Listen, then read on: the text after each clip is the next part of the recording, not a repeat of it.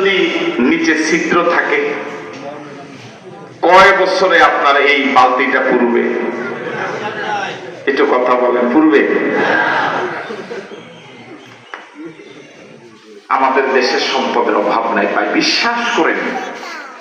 আজ থেকে ১৫০০ বছর আগে শুধু যাকাত ভিত্তিক অর্থ ব্যবস্থা ইসলামের চালু করার কারণে, ধনীদের কাছ থেকে যাকাত কালেকশন করে পরিকল্পিতভাবে গরিবদের মাঝে বন্টন করার এই পদ্ধতি চালু করার কারণে, বিশ্বাস করেন আজ থেকে ১৫০০ বছর আগে যে সময় ব্যাংক ছিল না, মানুষ এত স্বাবলম্বী হয়নি, ওই সময় যাকাত খাওয়ার মতো লোক পাওয়া যায়নি। আমি কি সত্য বলেছি?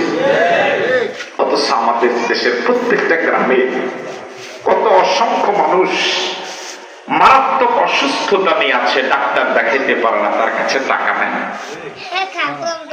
কত মানুষ আছে গত কোরবানিতে যে এক টুকরা গোশত খেয়েছে আর ১ বছরে গোশত দিয়ে ভাত খেতে পারে না।